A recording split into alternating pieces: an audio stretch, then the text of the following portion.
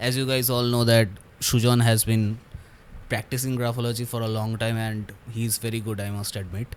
So Sujan, my question to you, uh, since all the time I've been with you, you have told me what you can learn or you can understand by looking at someone's handwriting.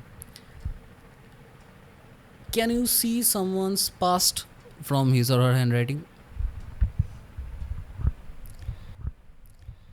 Yes, obviously, I can see anyone's past from their handwriting.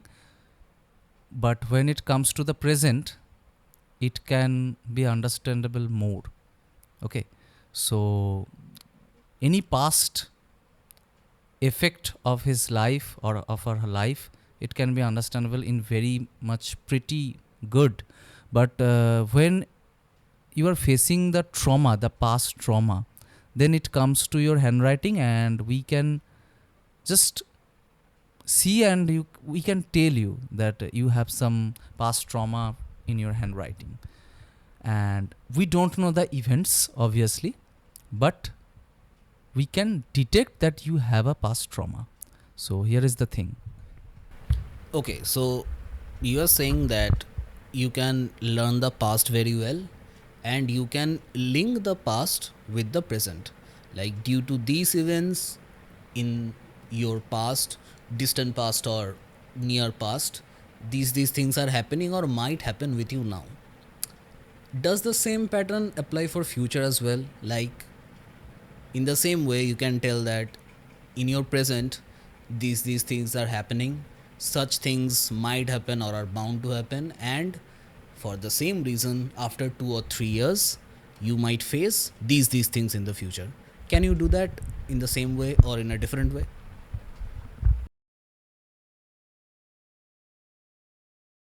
First of all, I want to tell you, we can't predict future just like astrology from handwriting.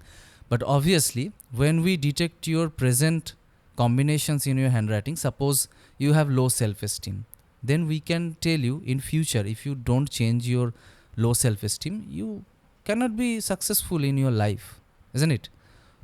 So in that way, we can tell you about your future.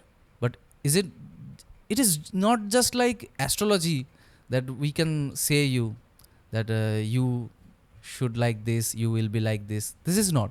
But if someone has low self esteem, if someone has low self image, we just can assume, and we can decode your handwriting, and then we can say that if you have low self image, when you will go to the work, then you will just be very much submissive in front of your boss, then you cannot project yourself intelligently, then you will be very much submissive in front of your boss and in your public place and in your workplace also.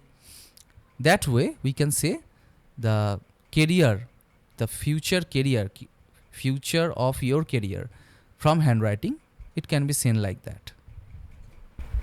So, I think it might be a combination of factors, doesn't it? Like, let's say someone, you just said low self esteem. If someone is suffering from low self esteem, uh, they are not very, how should I say it, not very dominant, not doesn't have good leadership skills, doesn't know how to, it's a bad word, but selfish in a way. They can't do business of their own because these are the qualities that is required to be a successful businessman or a businesswoman.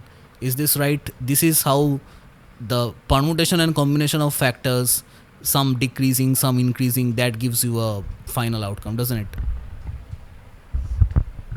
Yes, yes, obviously there is such traits which can be accumulated from handwriting.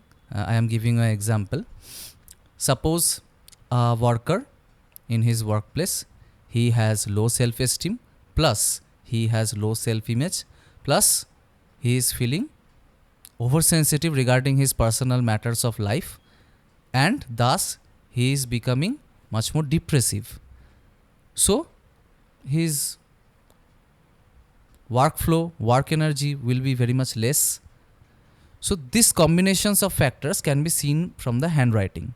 Now, if you talk about self-esteem, it can be seen from capital I.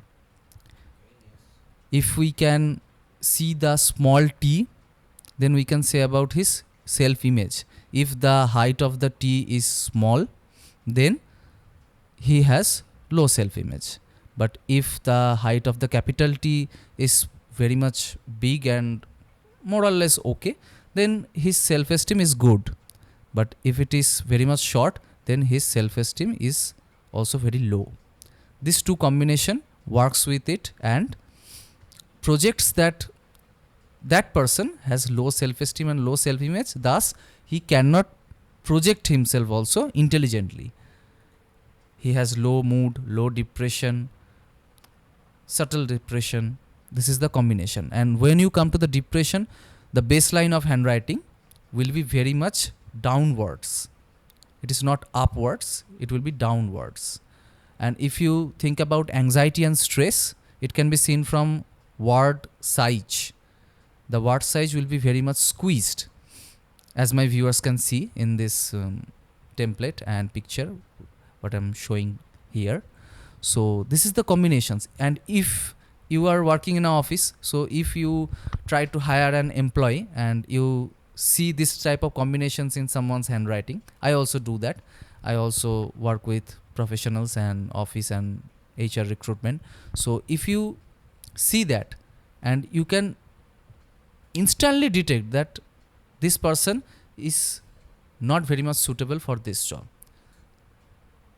Okay, I can say about leadership. If you see the good height of T and good height of I in someone's handwriting, and the baseline is not downwards, it's straight or it is upwards, then you can say the person is a proper leader. Okay, we absolutely have to see much more combinations in that. Suppose left margin should be straight, not very much zigzag. It maintains discipline in his life. So if he is not disciplined, he cannot be a good leader. These are the combinations. Okay, so why I am telling this in this video? Because in our age and lower than our age, they are trying to build a career here. I am just trying to put this graphology in front of them as a tool, as a rectifying tool, as a upgradation tool of upgradation. He or she can take it as a analyze. He can analyze his handwriting by me, or he can take a therapy. Therapy means he have to change something in handwriting. Suppose I am telling that low T bar means low image, self image. So if he is trying to cut the T in upper portion of handwriting, upper portion of T, then it is a kind of therapy. It called graphotherapy. He can take that from me. Okay, then he can do much more better in his life.